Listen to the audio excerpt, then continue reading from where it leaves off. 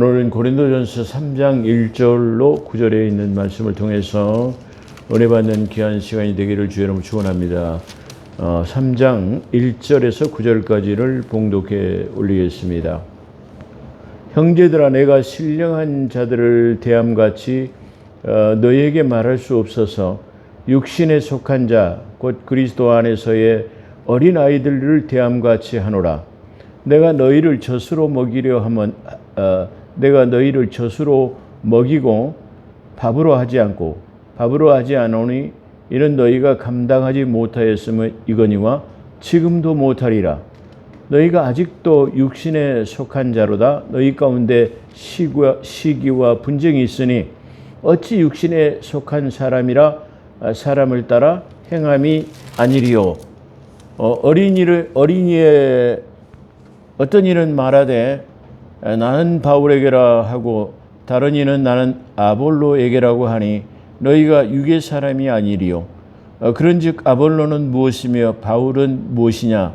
그들은 주께서 각각 주신 대로 너희로 하여금 믿게 한 사역자들이니라.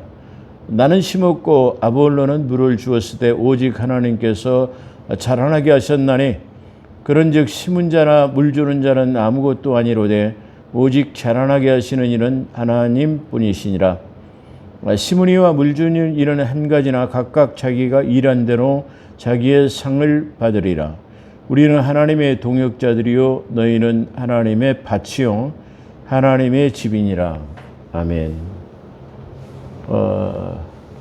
오늘 봉독한 말씀을 토대로 해서 은혜 받는 귀한 시간으로 축복합니다.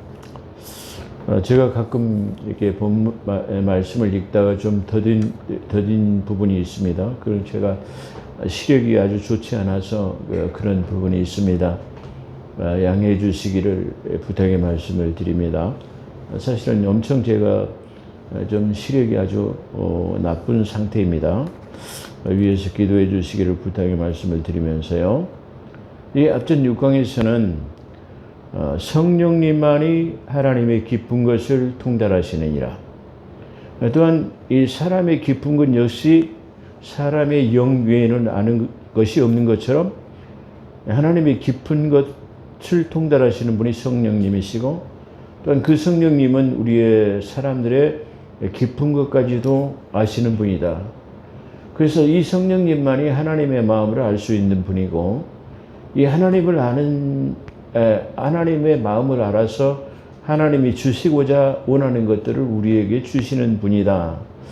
이렇게 정의하고 있습니다. 그렇다고 한다면 하나님께서 우리에게 주시고자 하는 것들이 무엇이냐 그러면 이렇게 결론 짓고 있습니다.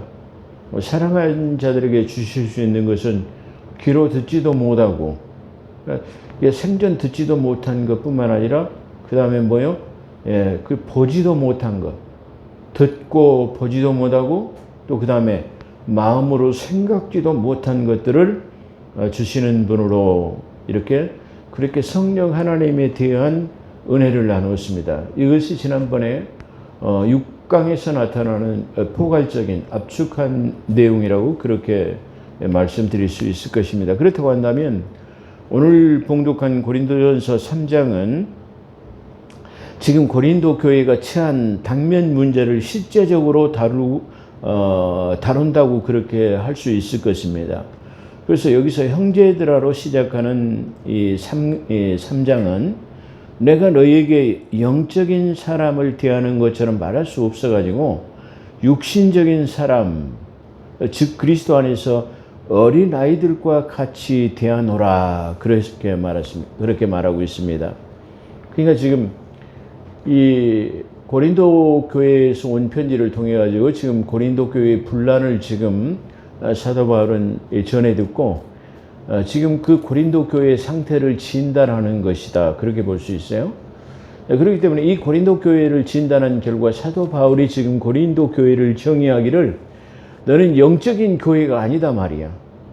그래서 너희 교회는 지금 상태가 육적인 교회다. 육신적인 교회다. 또 그 육신적인 교회일 뿐만 아니라 지금 어린아이와 같은 그리스도의 초보 같은 그런 교회다. 그런 말이죠.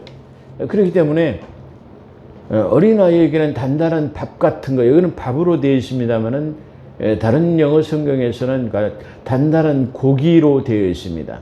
그렇기 때문에 너희가 지금 이 밥도 지금 밥을 주면은 우유나 소화를 시킬 수 있을 뿐이지 밥을 줘도 그걸 소화를 못 시키니까. 어린아이가 우유를 먹다가 조금 성장하면 이유식을 주고 그 다음에 이유식을 어느 정도 먹다가 그 다음에 밥도 먹고 이렇게 되는 거죠. 그 다음에는 밥을 어느 정도 소화할 수 있으면 그 다음에 고기 같은 것도 줘가지고 이게 먹일 수 있는 거. 고기도 어렸을 때 보면 아주 잘게 찢어가지고 이게 소화시킬 수 있도록 그렇게 어머니들이 먹여주는 것을 우리가 볼 수 있죠.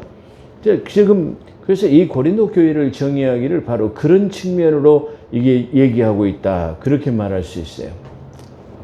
자, 우리가 성경을 공부하는 이유가 뭡니까? 하나님의 말씀에 비추어서 지금 내 자신은 어떠한 모양을 갖고 있는가를 이 말씀에 비추어 가지고 자신을 아는 거예요. 그렇기 때문에 그 거울에 비친 자신의 모습을 통해서 비틀어진 것, 잘못된 것 이런 것들을 깨끗하게 씻고 화장하고 보기 좋게 다듬는 이게 것처럼 우리가 하나님의 말씀을 통해 가지고 우리를 비유해 본다 그렇게 말할 수 있어요. 그렇기 때문에 지금 이 고린도 교회의 형편과 처지를 통해서 우리가 지금 우리 교회, 내 교회는 다시 말하면 우리가 어떤 형편에 처해 있는가 그렇게 진단해 볼 수 있는 그런 귀한 계기가 되어졌으면 좋겠습니다. 그런 측면으로 우리가 이 말씀을 대해보면 좋겠다 그런 생각을 해봅니다. 그래서 이 지금 너희가 어린아이와 같은 교회요. 그 다음에 육적인 교회다 말이야. 영적으로 신령한 교회가 되지 못하고 이런 교회에 너희가 지금 왜 그러냐 그걸 지금 계속해서 사도 바울은 말하죠. 내가 너희를 젖으로 먹이고 고기로 먹이지 않고 여기는 지금 아까 말한 것은 밥으로 되어 있습니다. 근데 내가 너희를 이 젖으로 먹이지 아니하고 먹이고 고기로 먹이지 아니한 것은 이는 너희가 지금까지도 단단한 고기를 소화시킬 수 없기 때문이다. 아직도 그러하니라. 아직도라는 말이 아주 특이한 단어.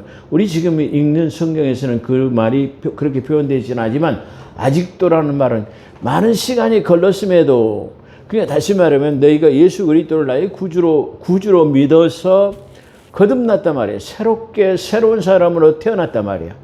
그래서 새롭게 거듭나서 태어난 아이가 되었으면 지금은 아직도 많은 시간을 통해 가지고 너희가 지금 성장한 그리스도인이 되어서 단단한 밥과 고기를 소화할 수 있는 그런 믿음의 사람으로 성장한 영적인 사람이 되어야 되는데 아직 그렇지 못했다라는 것을 지금 말해요. 그래서 젖으로 먹인다는 왜? 고기를 소화할 수 없기 때문에 어린아이가 특이기 때문에 이 우유를 먹일 수밖에 없다. 그런 측면으로 말하고 있다. 그런 말이죠. 그래서 바울이 이 고린도 교회를 진단한 상태가 지금 이 육적인 서두에 말한 것처럼 지금 고린도 교회의 상태를 지금 진단하는 거예요. 그래서 사도 바울이 진단하기를 지금 쉽게 말하면 이 고린도 교회의 지금 이 형편은 육적이고 그 다음에 어린아이와 같은 이게 지금 상태다 말이야. 그렇기 때문에 단단한 고기를 먹을 수 없기 때문에 너희가 어린아이 같았기 때문에 지금 단단한 고기를 먹을 수 없다라는 그런 측면으로 지금 시작하고 있다. 그렇게 말할 수 있습니다. 그래서 아까 제가 조금 전에 말한 것처럼 아직도라는 단어를 통해서 알 수 있는 것은 예수 그리스도를 구주로 믿어서 새롭게 태어난 거듭났죠. 그러니까 우리가 이 세상에서의 세상 주관자의 영에 따라서 살아가다가 예수 그리스도를 나의 구주로 믿어가지고 이 성령이 내주하심으로 성령의 역사를 이게 따라서 사는 사람은 이제 내가 세상 것 버리고 세상의 육신적인 사람이 아니라 영적인 사람으로 태어났어요. 영적인 사람은 다시 말해 신령한 젖을 통해 가지고 우리가 좀 성장해야 돼요. 만약에 우리가 성장하지 못하면 어린아이처럼 계속 머무른다면 어떤 현상이 될까? 미숙하잖아요. 아니 생각해 보세요. 우리가 어머니가 아이를 잉태했어요. 근데 이 아이가 이 젖을 먹고 점점점 쑥쑥쑥 잘 자라가지고 이 젖의 양도 점점 늘고 그러더니 뭐 하루에 3번만 먹이는 것을 뭐 7번, 8번 먹고 그 다음에는 더 많은 양도 많이 먹더니 이제는 이제 이유식도 소화할 수가 있게 되고, 그 다음에는 이게 밥도 먹고 고기도 먹을 수 있도록, 그 다음에 이 어린아이가 쉽게 말하면 뒤집기도 하고, 네 발로 걷기도, 이게 쉽게 말하면 북북북 기어다니기도 하고, 그러다가 비쩍비쩍 서기도 하고, 그래가지고 걸음도 걷고, 그 다음에 다름질도 해야 되는 거예요. 그렇잖아요. 그게 순서잖아요. 말을 못하던 이 아이가 말도, 이게 쉽게 말하면 한마디씩 엄마 아빠를 따라서 얘기하다가 말도 잘해야 되고, 이렇게 성숙해야 되는 거예요. 근데 이렇게 성숙하지 못한다고 한다면 그 부모가 얼마나 그 미숙아의 어린아이에 대해서 걱정을 하겠습니까? 그렇잖아요. 이게 성장하든 이게 어디가 잘못돼가지고 성장하지 못한다면 얼마나 걱정되겠어요. 얼마나 미숙아로 지금 성장하지 못한다면 얼마나 걱정스럽습니까? 마치 그런 것처럼 지금 이 사도 바울이 이런 단어를 쓰는 것은 지금 마치 이 부모가 이 어린아이가 지금 성장하지 못하는 그런 안타까운 심령이 지금, 그 심정이 지금 여기 속에 들어있다, 이렇게 말할 수 있어요. 그래서 아직도라는 그런 단어는 지금 너희가 새롭게 거듭나가지고 말이야, 그 계속 지금 자라지 못하고 어린아이처럼 그 있을 거냐 말이야. 지금 이렇게 성장, 이렇게 말할 수 있단 말이야. 그러니까 지금 말한 것처럼 너희가 언제까지 그런 미숙아로 남아있을 거냐 말이야. 그렇잖아. 미숙아로 남았다면 걱정거리죠. 어린아이가 자라가지고 잠도 잘 자고, 쉽게 말 모든 것이 잘 자고 잘 먹고 잘 싸고 뭐 이래야 되는데 그걸 못한다면 얼마나 걱정거리가 되겠습니까? 그렇잖아요. 행여나 뭐가 잘못냈는가, 행여나 이게 기형은 아닌가, 행여나 어떤 것은 고장나지 않았는가, 이렇게 쉽게 말하면 부모가 얼마나 고민을 하겠습니까? 그런 애착과 사랑을 가지고 지금 이 고린도 교회에 지금 편지하고 있다, 그렇게 말할 수 있을 것입니다. 그래서 너희가 여전히 육신적인 사람이란 말이야. 왜 그렇게 됐냐 말이야. 새롭게 거듭나가지고 어린아이와 같이 계속 있을 거냐 말이야. 이렇게 지금 말한다, 그런 말이죠. 그래서 너희 가운데서, 그런데 지금 계속 육신적인 사람이고 너희가 어린아이와 같은 이런 쉽게 말해 육적인 교회로서 지금 문제가 뭐냐면은 너희 가운데에 시기와 다툼과 분열이 있으니 어찌 너희가 이거 육신적인 사람이 아니냐 말이야. 다시 말하면 사람을 따라서 행하는 자가 아니리용, 그렇게 말하고 있습니다. 그러니까 이 육신적인 교회를 할 수 있는 건 뭐냐면은 교회 안에 시기와 다툼과 분열이 일어나는 것을 바로 육신적인 교회, 그렇게 말하고, 그 다음에 어린아이와 같은 교회, 그렇게 말할 수 있어요.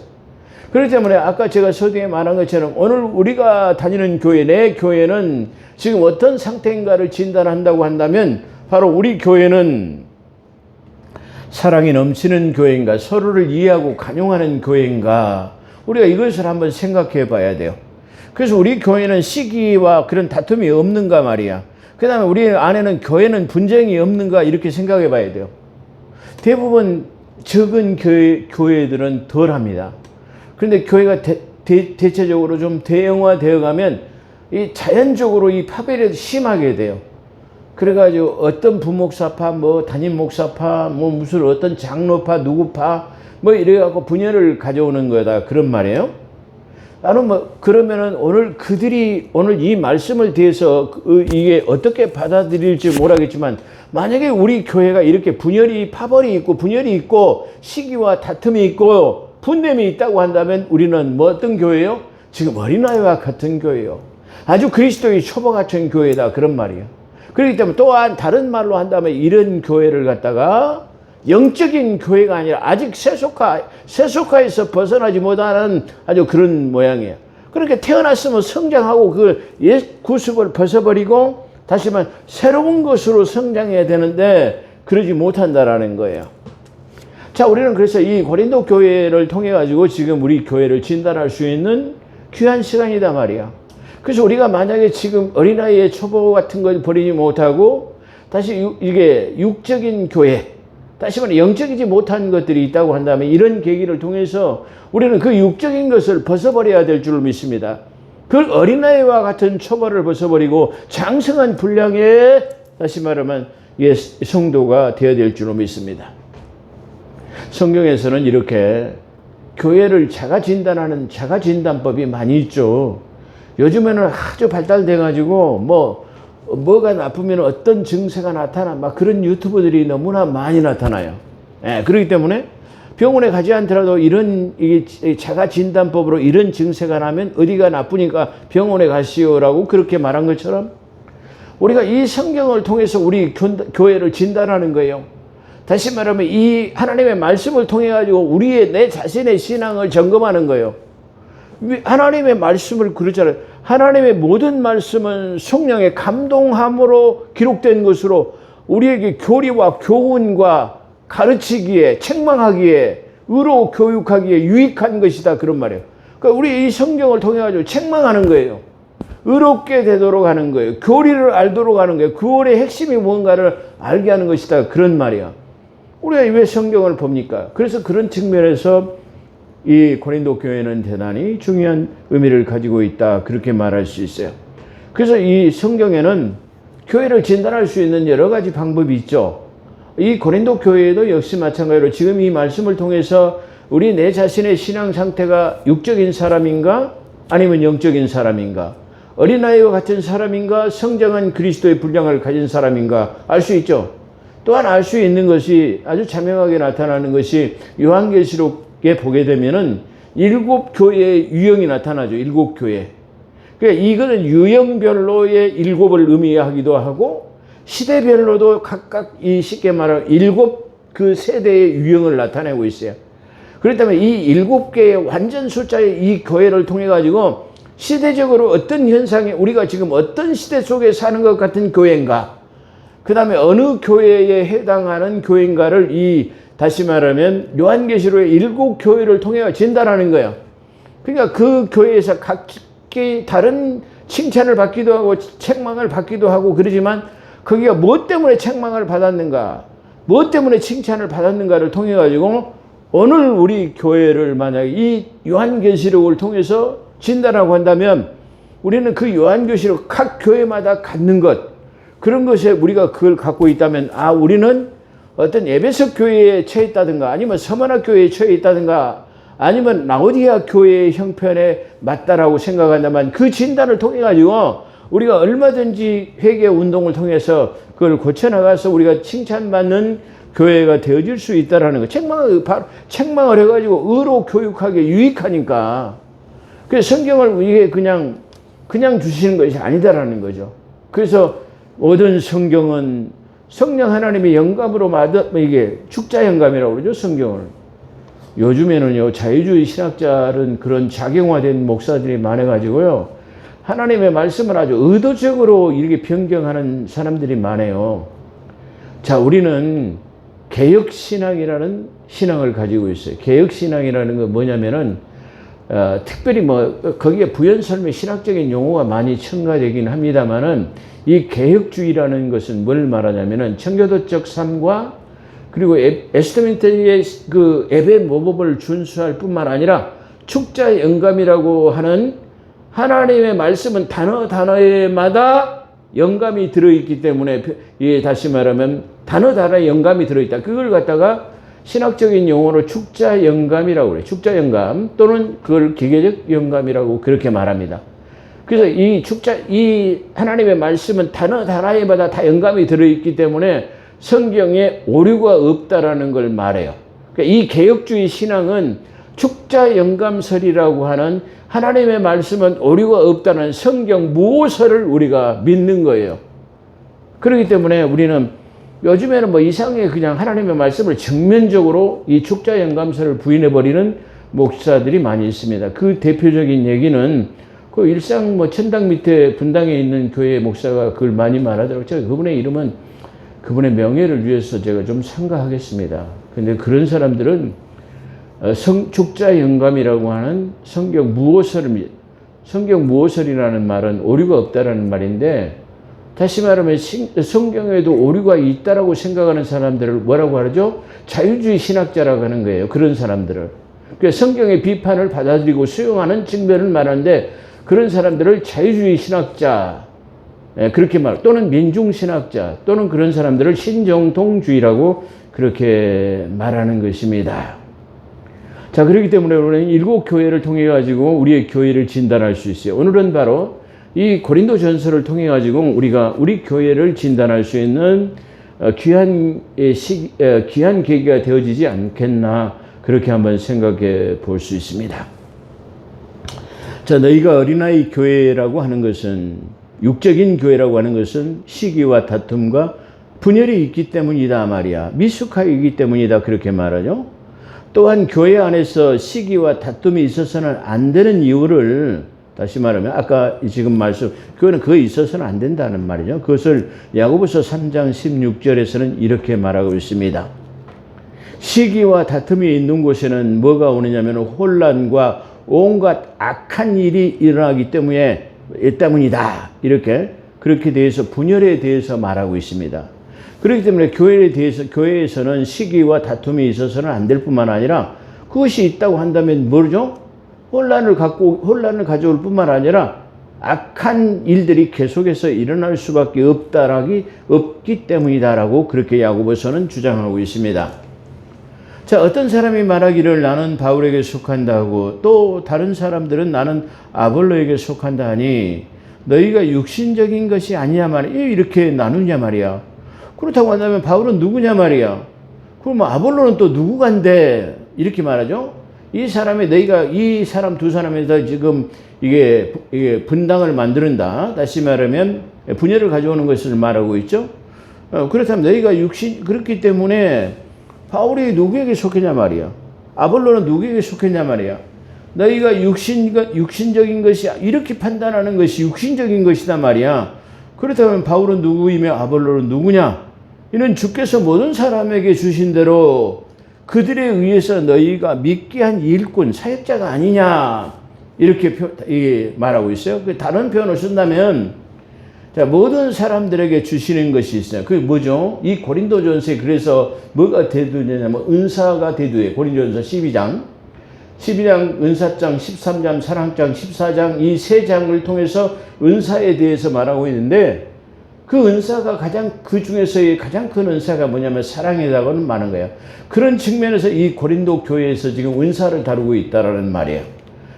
그렇기 때문에 바울은 지금 바울도 아볼로도 하나님께서 우리에게 주신 은사를 통해 가지고 너희들에게 가르쳤을 뿐이다 말이야. 그래 가지고 너희들이 믿음이 있도록 한 것이다라는 것을 증거하고 있는 거예요. 그래서 모든 사람에게 주시는 것은 각기 은사를 말하고 여기서 이 은사는 모든 사람에게 다 주는 거예요. 그러니까 고린도전서 12장에 지혜와 지식의 은사, 병 고침의 은사, 믿음의 은사 이 9가지 은사가 나타나잖아요.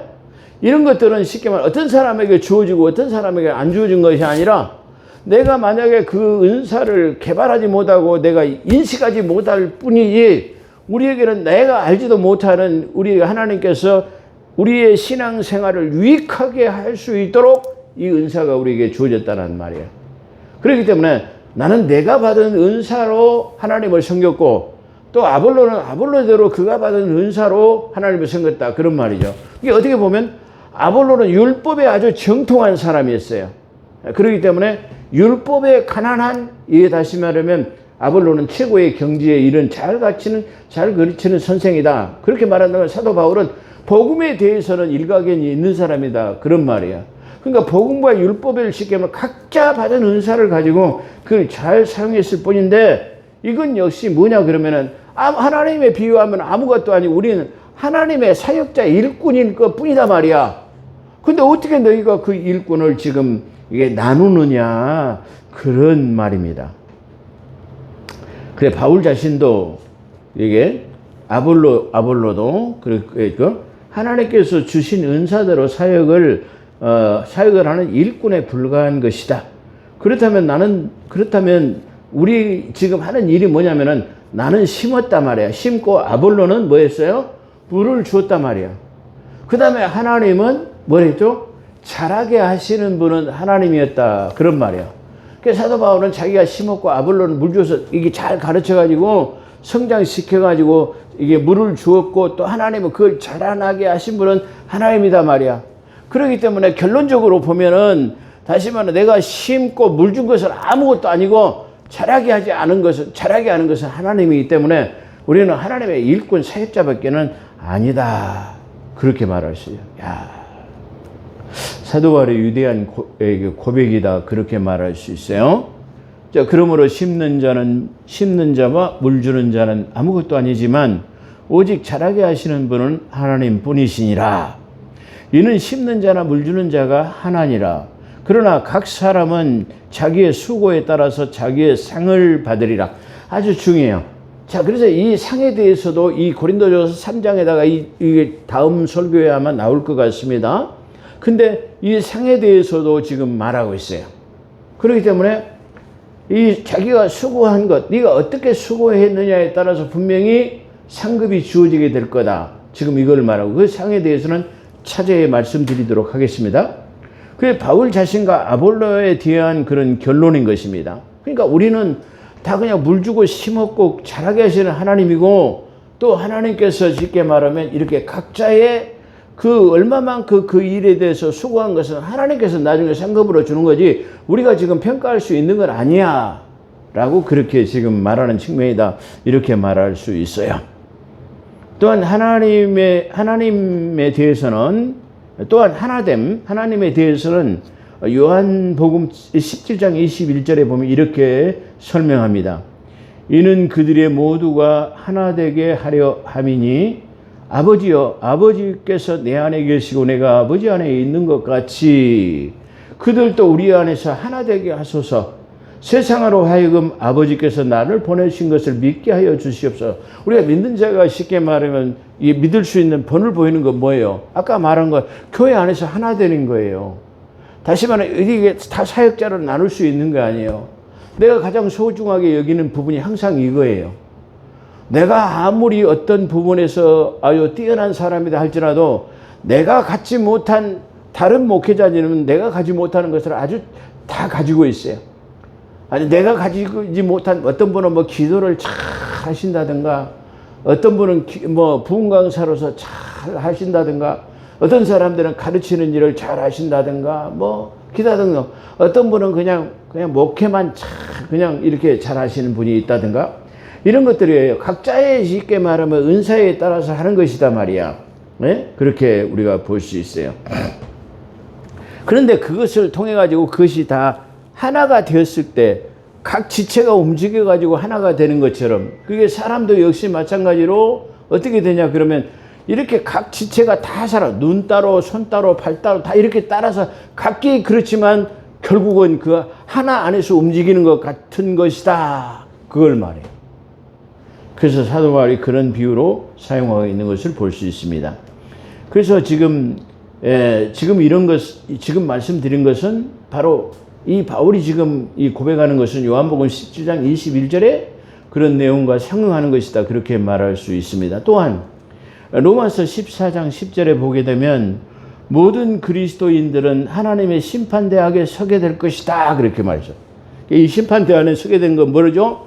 반드시 우리가 수고한 것에 대해서 상급을 받기 위한 심판대예요. 그러니까 이 심판대에 선다 그러니까 만약에 우리가 뭐 잘못해가지고 저 구원으로 가고 저 쉽게 말하면 받지 못해서 지옥 가고 그런 게 아니고 모든 믿음의 사람들이 가는 곳이 하나님의 심판대라는 것을 나중에 설명드리겠습니다. 자, 그런데 모든 사람들이 그리스도 심판석 앞에 서게 될 것이다 말이야.